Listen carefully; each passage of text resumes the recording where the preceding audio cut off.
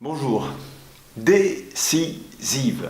Les élections législatives à venir vont être décisives. Décisives d'abord au point de vue national, pour la réussite du mandat du président de la République que nous voulons élire. Je vous ai déjà dit quelle serait ma position par rapport au président de la République.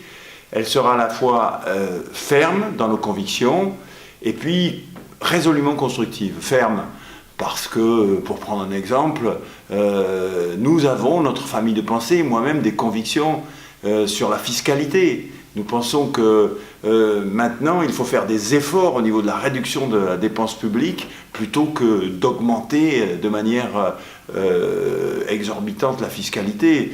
Et il y a des propositions dangereuses dans le programme de En Marche, notamment cette hausse de la CSG de plus 22%.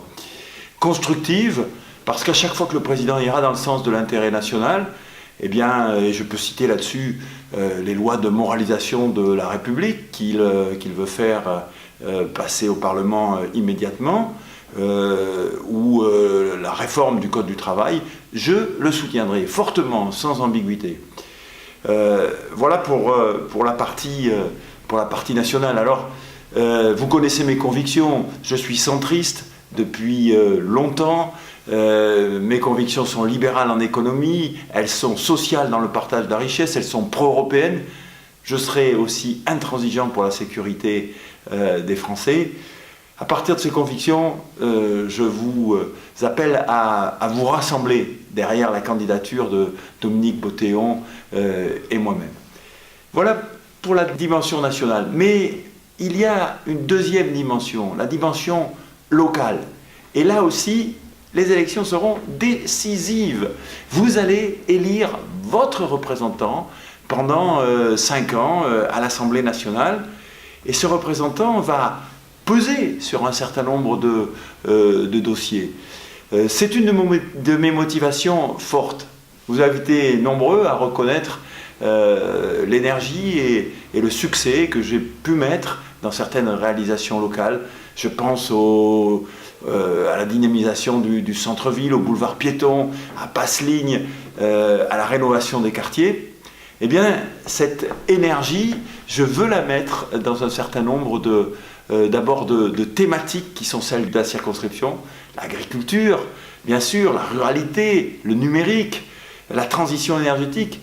Mais je veux aussi mettre ce potentiel d'énergie que j'ai en moi sur des grands projets de la circonscription qui sont aujourd'hui un peu en panne.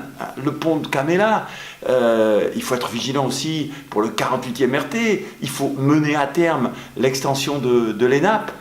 Bref, il faut aussi que vous pensiez à cette dimension locale, plus humaine, plus territoriale, mais déterminante pour notre territoire.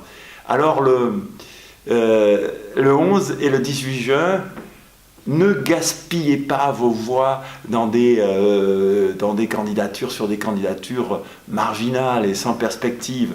Le 11 et le 18 juin, ne vous laissez pas abuser non plus par des candidats soi-disant en marche, mais qui, ici, dans le département, ne sont que cette vieille gauche qui nous a fait trop de mal pour le développement économique de notre territoire. Rassemblez-vous fortement derrière la candidature de Dominique Bottéon et de Jean Dionis.